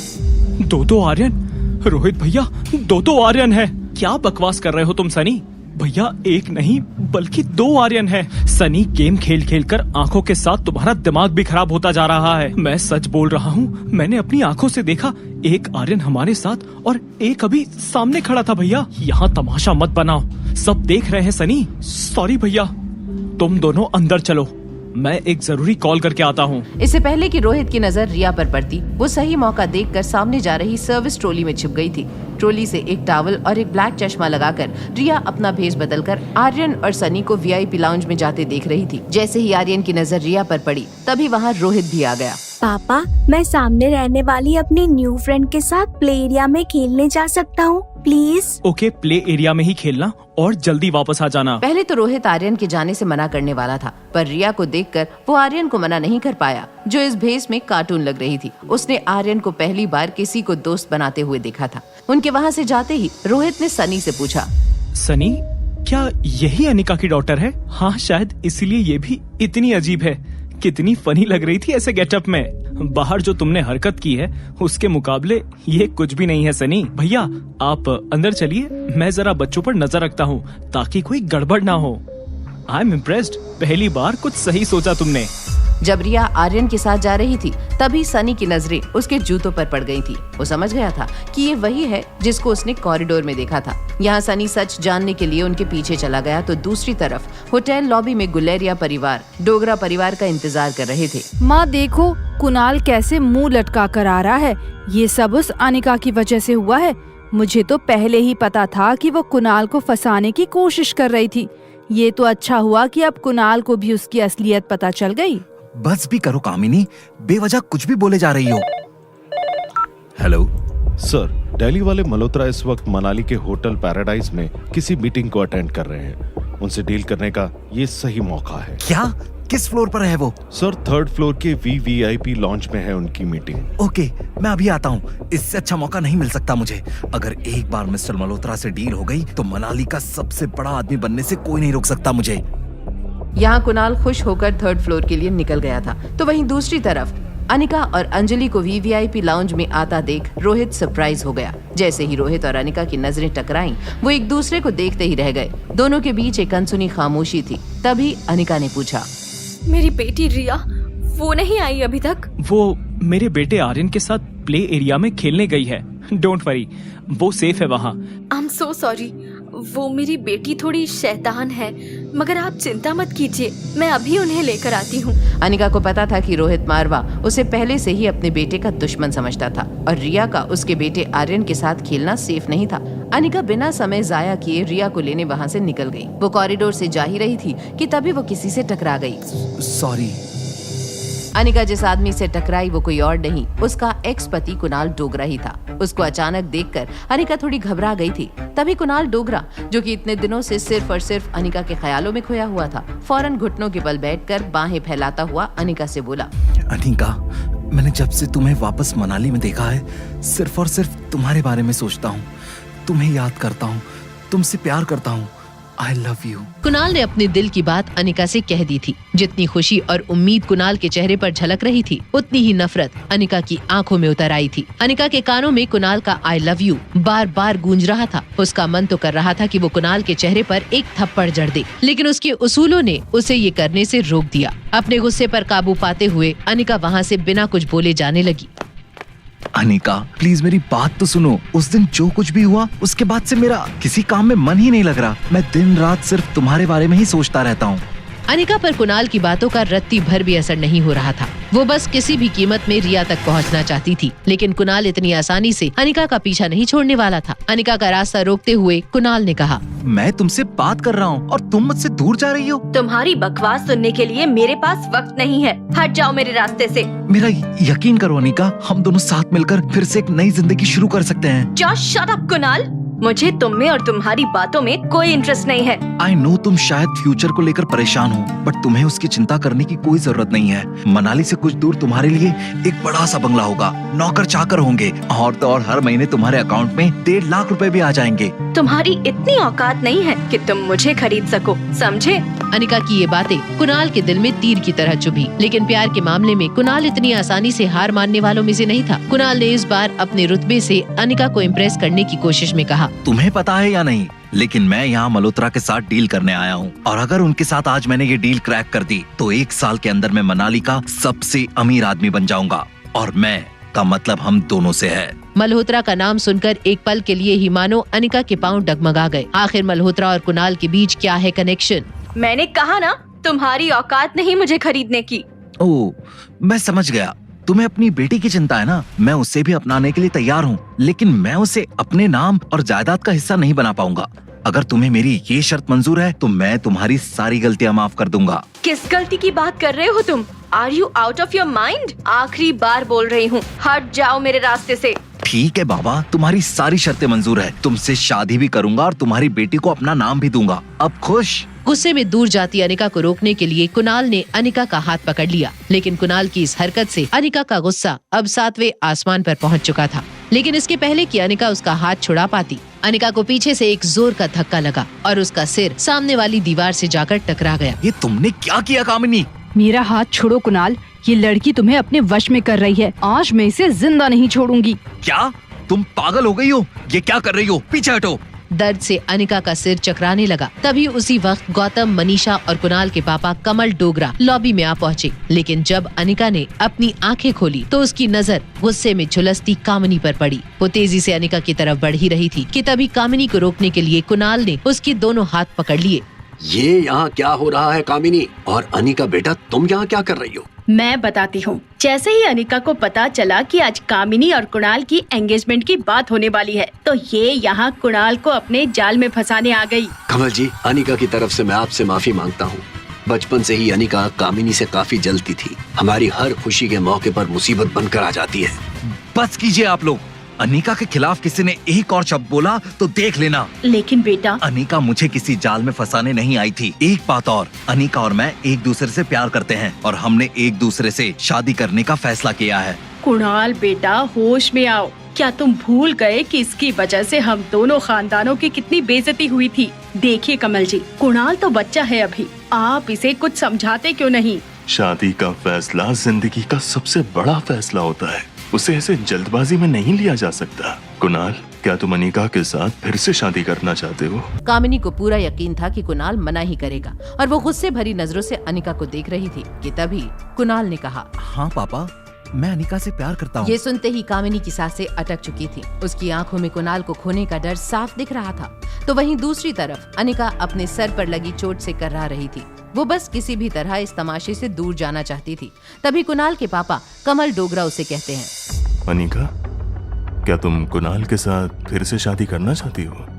नहीं, बिल्कुल नहीं। ये क्या कह रही हो तुम? तुम्हारी इतनी हिम्मत कि तुम मुझे रिजेक्ट करो? तुम्हें एक्सेप्ट या रिजेक्ट करने का सवाल तो तब उठेगा जब मैं तुम्हारे बारे में कुछ सोचूंगी। तुम तो मेरे लिए एग्जिस्ट ही नहीं करते। नहीं।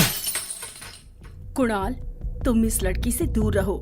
ये बड़ी चालाकी से तुम्हें फंसा रही है। ये दुनिया को दिखाना चाहती है कि तुम इसके पीछे पड़े हो, इसीलिए तुम्हें सबके सामने रिजेक्ट कर रही है। मैं तो इसकी रग रग से वाकिफ हूँ। हाँ माँ, तुम बिल्कुल सही कह रही हो। इसकी क्या औकात कि ये किसी को रिजेक्ट करे। कमल अंकल, आप टेंशन मत लीजिए, मैं कुणाल को इसके आसपास भी नहीं भटकने दूंगी। कामिनी, तुम बीच में मत बोलो। अनिका, आखिर तुम चाहती क्या हो? ये तो सिर्फ तुम्हें अपने जाल में फंसाना चाहती है और तुमसे पैसे ऐंठना चाहती है।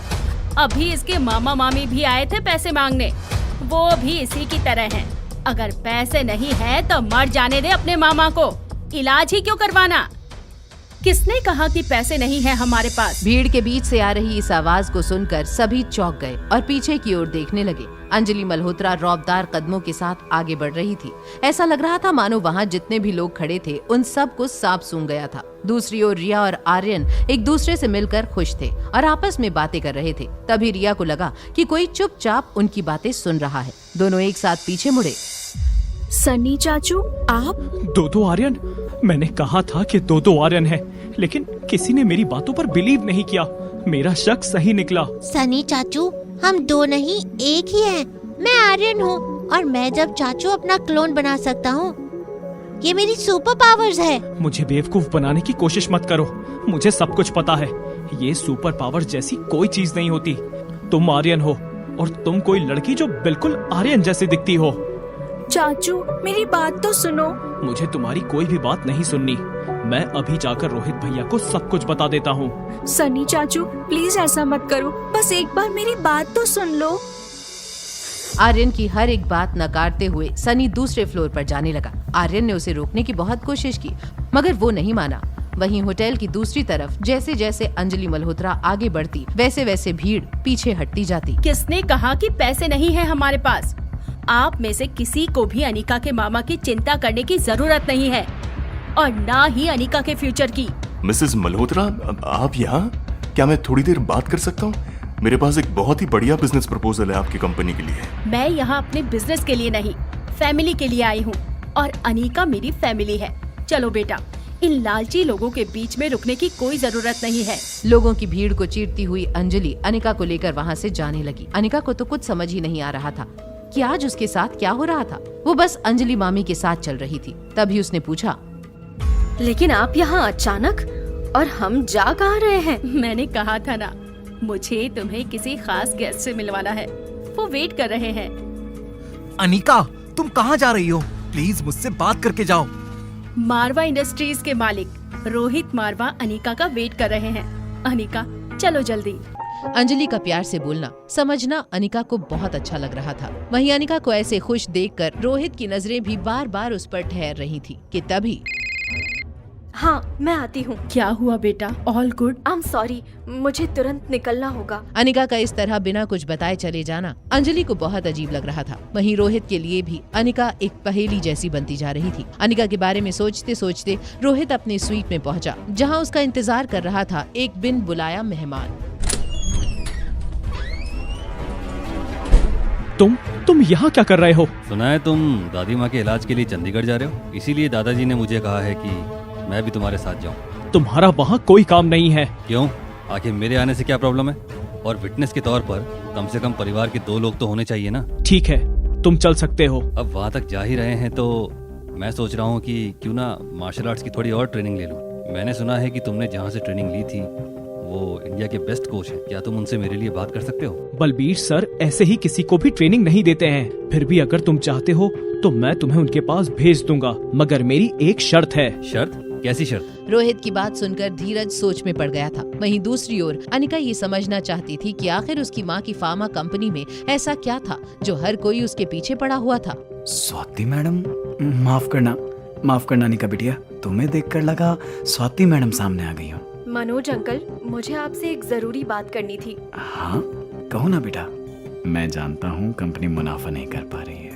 अगर तुम मेरी जगह किसी नए और ज्यादा पढ़े लिखे आदमी के हाथों में कंपनी की भागदौड़ देना चाहती हो तो मुझे कोई एतराज नहीं है। ये कैसी बातें कर रहे हैं अंकल आप? मैं तो सिर्फ कागजी मालकिन हूँ। ये कंपनी मुझसे कहीं ज्यादा आपकी है। मैंने तो आपको यहाँ बस इतना पूछने के लिए बुलाया था कि क्या इस कंपनी के अलावा भी कुछ है जो मेरी माँ मुझे देना चाहती थी? हाँ बेटा, एक और चीज है तो सही।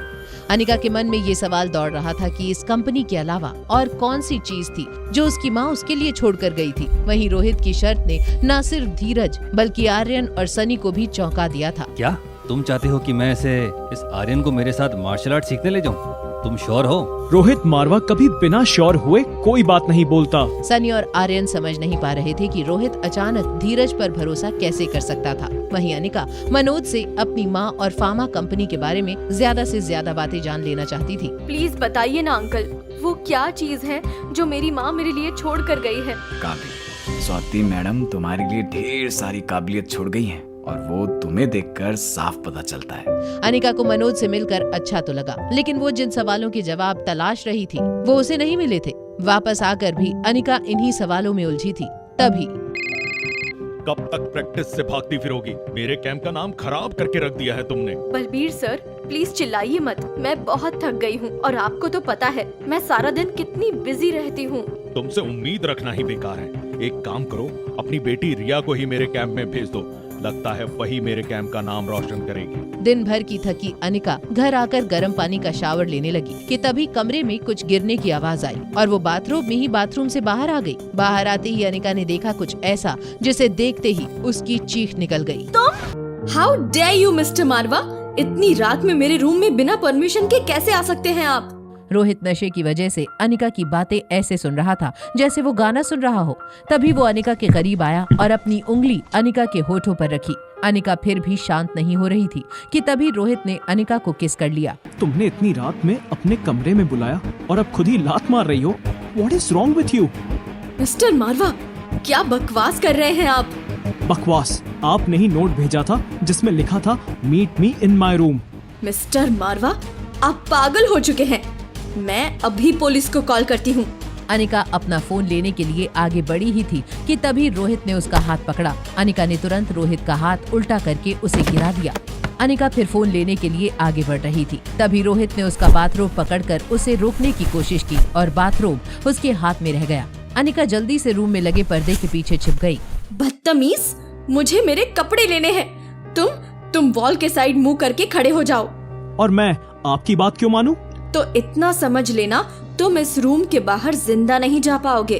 अनिका को भी नशे का असर होने लगा था। उसे समझ नहीं आ रहा था कि वो कैसे रोहित से अपनी बात मनवाए। अनिका रोहित के लड़खड़ाते हुए कदम देखकर समझ गई थी कि उसे भी किसी ने ड्रग्स दिए थे। तभी अनिका ने कहा, आपको भी किसी ने ड्रग दिया क्या? क्या मतलब किसी ने? आपने ही दिया होगा। होश में है आप? मैं भला क्यों ड्रग दूंगी? मैं तो जहर भी ना दूं आपको। रोहित अनिका की ये बात सुनकर वॉल की तरफ मुड़ गया। कुछ टाइम बाद अनिका रूम से कपड़े पहनकर वापस आई तो समझ चुकी थी कि उन दोनों को किसी ने ड्रग दिया था, जिसका असर रोहित पर काफी ज्यादा हो रहा था।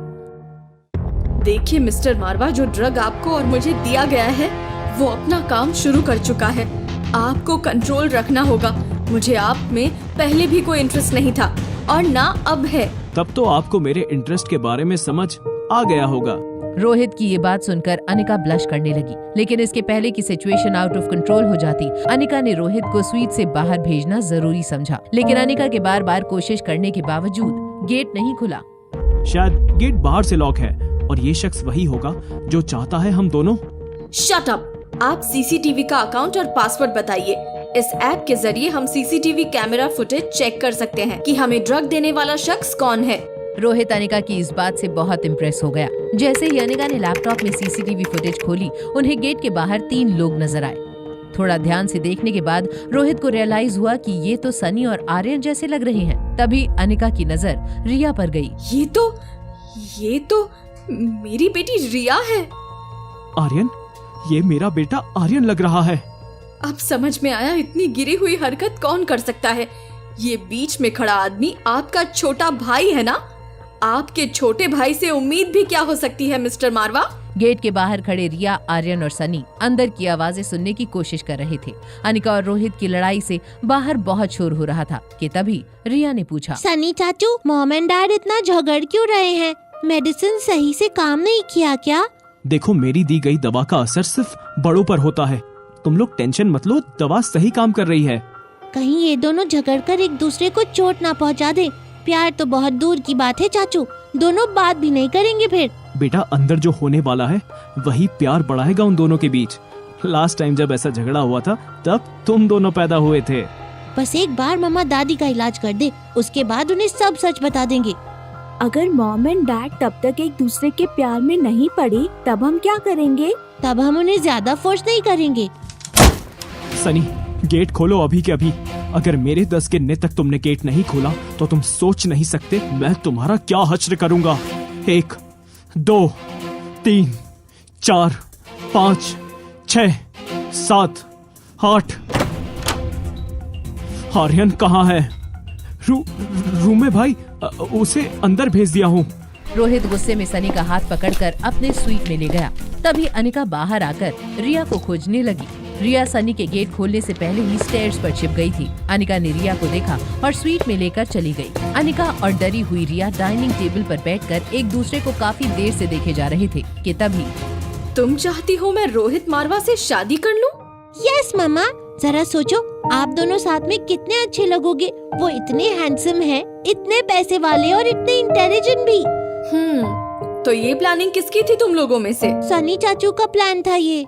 रोहित और अनिका को मिलाने की प्लानिंग अब सनी को भारी पड़ रही थी। फिलहाल वो रोहित के सामने डर और शर्म के मारे अपना सर झुकाए खड़ा था कि तभी रोहित एकदम से अपनी चेयर से उठ खड़ा हुआ। सॉरी भैया, प्लीज थप्पड़ मत मारिए। आप इतने यंग हैंडसम हो, फिर भी सिंगल हो और आर्यन को भी एक माँ की जरूरत है, तो मैंने सोचा कि भैया को नशे की दवाई देके किसी लड़की के रूम में बंद कर दूं ताकि उनकी सेटिंग हो जाए। वो लड़की मुझ पर हैरेसमेंट का केस कर सकती थी, ब्लैकमेल कर सकती थी और सॉरी, मैंने सोचा नहीं था कि ऐसा कुछ हो जाएगा। अगले 6 महीने तक तुम्हारी पॉकेट मनी बंद, ना मुझसे ना घर वालों से पैसे मिलेंगे तुम्हें। बस बस कीजिए भैया, इतनी बड़ी सजा मत दीजिए।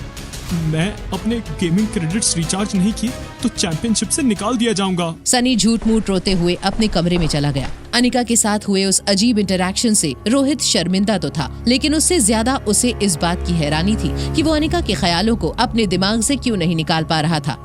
ये अचानक क्या हो गया है मुझे? पहले कभी किसी के लिए ऐसा नहीं लगा है। लगता है ड्रग्स का असर अभी तक नहीं उतरा है। अगली सुबह अनिका को भी ड्रग्स के हैंगओवर से अपना सर भारी सा लग रहा था। आज उसे रोहित की दादी की सर्जरी के लिए चंडीगढ़ निकलना था। पैकिंग शुरू करने से पहले ही उसे रोहित का मैसेज आ गया, जिसमें लिखा था कि दादी को उसने दिल्ली के लाइफ केयर हॉस्पिटल में शिफ्ट कर दिया है और होटल के गेट पर अनिका को एयरपोर्ट ड्रॉप करने वाली कार रेडी है। लेकिन जब अनिका और रिया उस कार में एयरपोर्ट के लिए निकले, तब ड्राइवर ने कुछ ऐसा किया जिसे देखकर अनिका हैरान रह गई। ड्राइवर, एयरपोर्ट गेट तो राइट में चला गया। आप ये गाड़ी किस रूट से ले जा रहे हैं? ये रास्ता डायरेक्ट रनवे पर जाता है मैडम। ये देखिए, सामने आपका प्राइवेट जेट रुका हुआ है। वाह मामा, हम तो सुपरस्टार की तरह ट्रैवल करने वाले हैं, लेकिन हमारे प्राइवेट जेट में ये कौन स्ट्रेंजर्स जा रहे हैं? अरे ये तो किशन मामा और अंजलि मामी है। तुम मिली तो हो उनसे, याद नहीं? अरे हाँ, कैसे हैं आप, मेरे ग्रैंड मामा मामी? रिया ने तुरंत ही समझ लिया था कि उसकी जगह आर्यन पिंक फ्रॉक पहनकर इन्हीं रिश्तेदारों से मिलने गया था। वो किशन अंकल के साथ फ्लाइट के आगे वाली सीट पर बैठ गई। रोहित का प्राइवेट जेट बहुत ही शानदार था।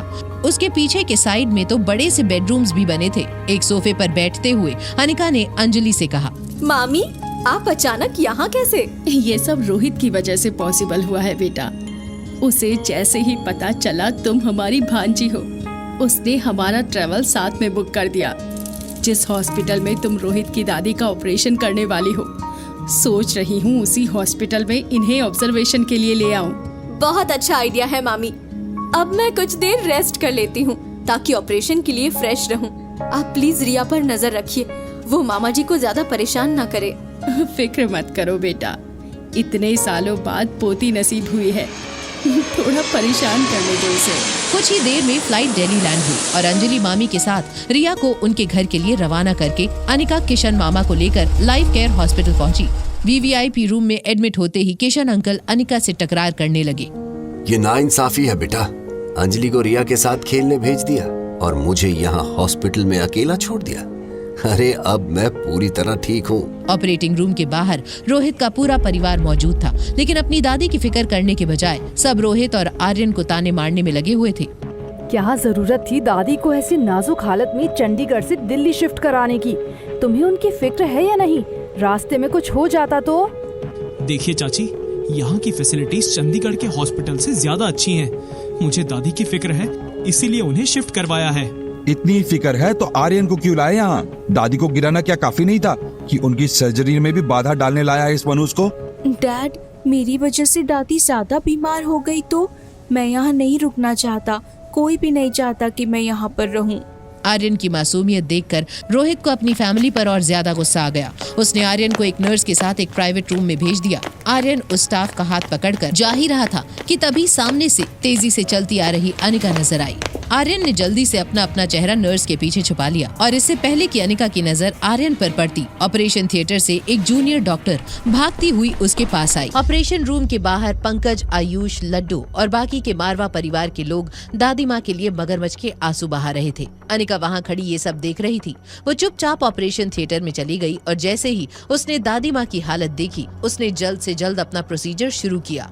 अनिका दादी को चेक कर रही थी, तभी रोहित अनिका के पास जाकर बोला, दादी माँ को कैसे भी ठीक कर दीजिए। डॉक्टर तो भगवान का रूप होते हैं। आप कोई चमत्कार कर दो, मैं जिंदगी भर आपका कर्जदार रहूंगा। रोहित, खुद को संभालो। आपकी दादी माँ की कंडीशन ठीक नहीं है। उन्हें जो कार्डियक अरेस्ट आया था, उसकी वजह से उनकी बॉडी बहुत वीक हो चुकी है। आप बोलना क्या चाहती है? इनकी बॉडी में मल्टीपल ऑर्गन फेलियर के चांसेस बढ़ गए हैं। अगर इन्हें 24 घंटे में होश नहीं आया तो इनके बचने की उम्मीद बहुत कम है। आप ऐसा कैसे बोल सकती हैं? जल्दी से जल्दी आप ऑपरेशन क्यों नहीं करती? दादी माँ की उम्र 80 साल की है और उनकी बॉडी बहुत वीक है और ऑपरेशन से ब्रेन में ब्लड क्लॉटिंग हो सकती है, जिससे वो हमेशा के लिए कोमा में जा सकती हैं या उनकी मौत हो सकती है। रोहित को समझाते हुए अनिका की असिस्टेंट और रोहित आईसीयू वार्ड से बाहर आ ही रहे थे, तभी पंकज, आयुष और लड्डू ने उनकी बातें सुन ली और रोहित को घेर लिया। पंकज ने गुस्से में बाकी के परिवार वालों से कहा, डॉक्टर बोल रहे हैं कि माँ नहीं बच पाएगी। क्या बिगाड़ा था मेरी माँ ने उस आर्यन का? हे भगवान, मेरी जान ले ले पर मेरी माँ को बचा ले। ये सब तुम्हारी वजह से हो रहा है रोहित। चाचा, ये एक्टिंग करना बंद करिए और चिल्लाना भी। मेरी माँ मर रही है और तुम्हें लग रहा है कि मैं एक्टिंग कर रहा हूँ? एक्टिंग तो तुम कर रहे हो। आंखों पर पट्टी बांध रखी है तुमने। पापा, आर्यन दिमागी तौर से बीमार है। उसे क्या पता था कि दादी को धक्का देने से क्या होगा? उसे तो शायद मजा आया होगा। आर्यन में तुम तीनों से ज्यादा दिमाग है। हटो मेरे रास्ते से, मैं यहाँ और नहीं रुक सकता। अगर दादी माँ को कुछ भी हुआ तो मुझसे बुरा कोई नहीं होगा। लड्डू हॉस्पिटल कॉरिडोर से प्राइवेट रूम की तरफ दौड़ा। रोहित ने तेजी से उसको पीछे से पकड़ लिया और रोकने की कोशिश करने लगा, जिससे लड्डू जमीन पर गिर गया और जोर जोर से रोने लगा। पंकज और आयुष ने लड्डू को उठाया। लड्डू ने रोहित की तरफ उंगली से इशारा करते हुए कहा, रोहित चाचा ने मुझे जोर से जमीन पर पटक दिया। तुम्हें शर्म नहीं आती है? एक छोटे बच्चे को ऐसे ट्रीट करते हो? इस बच्चे को कुछ मैनर्स सिखाओ, और अगर नहीं सिखा सकते तो मेरे पास भेज दो। 2 दिन में बड़ों के साथ कैसे पेश आते हैं सिखा दूंगा। अगर इतने ही बड़े टीचर हो तो अपने बेटे को भी जरा सा मैनर्स सिखा देते, जिसकी वजह से आज तुम्हारी दादी मौत से लड़ रही है। काश तुमने उसे मैनर्स सिखाए होते तो आज तुम्हारी दादी मौत से नहीं जूझ रही होती। वो बच्चा नहीं, एक मर्डरर है। जबान संभाल के, मेरा बेटा कोई खूनी नहीं है। रोहित, मैं तुम्हारी फीलिंग्स को समझता हूँ, पर गुस्सा करने से सच्चाई बदल नहीं जाएगी। सच ये है कि मेरे आर्यन को किसी ने फंसाने की कोशिश की है। कोई क्यों करेगा ऐसा? तुमने सीसीटीवी की फुटेज देखी है? उसमें साफ साफ दिख रहा है कि तुम्हारे बेटे आर्यन ने ही दादी को धक्का मारा था। उसमें आर्यन का चेहरा तो नहीं दिख रहा है ना? बार बार एक ही बात बोल के झूठ को सच बनाने की कोई जरूरत नहीं है। झूठ और सच का फैसला दादाजी करेंगे। उन्होंने सीसीटीवी की क्लिप देखी है और उन्होंने अपना फैसला भी तैयार कर लिया है। अगले हफ्ते फैमिली मीटिंग में वो आर्यन को मारवा खानदान से हमेशा के लिए निकाल देंगे। मैं ऐसा होने नहीं दूंगा आयुष। मास्क पहना हुआ आर्यन हॉस्पिटल कॉरिडोर में चुपके से सब कुछ सुन रहा था। उसकी आंखों से आंसू गिरे जा रहे थे और वो खुद को रोक नहीं पा रहा था। उसे पता था कि उसकी दादी माँ को जो इंसान बचा सकता था वो उसकी माँ थी। वो भागते हुए अनिका के पास गया और उसके पैर पकड़कर फूट फूट कर रोते हुए बोला, प्लीज दादी माँ को बचा लीजिए। रोना बंद करो और मेरा पैर छोड़ो। मुझे प्रॉमिस करो कि आप दादी माँ को बचा लोगे। मैं झूठे प्रॉमिस नहीं करती। और तुम हो कौन? सीसीटीवी फुटेज और विटनेस के तौर पर घर के नौकर की गवाही ने आर्यन के बचने के सारे रास्ते बंद कर दिए थे। पर रोहित के पास अभी भी मौका था, क्योंकि सीसीटीवी फुटेज में धक्का देने वाले की शक्ल नहीं दिख रही थी और नौकर ने भी आर्यन को दादी माँ से सिर्फ बहस करते हुए सुना था। जिंदगी और मौत की लड़ाई से जूझ रही दादी माँ को क्या बचा पाएगी अनिका? क्या होगा आर्यन का अंजाम अगर रोहित नहीं साबित कर पाया उस पर लगे हुए झूठे इल्जाम? कौन था वो जिसने दादी माँ को सीढ़ियों से धक्का दे दिया? और क्या अपने बेटे को पहचान पाएगी अनिका? जानने के लिए देखिए अगला एपिसोड सिर्फ पॉकेट FM के YouTube चैनल पर। और एक लड़की को देखा तो के सारे एपिसोड्स को सुनने के लिए डिस्क्रिप्शन में दी गई लिंक से डाउनलोड कीजिए पॉकेट FM ऐप।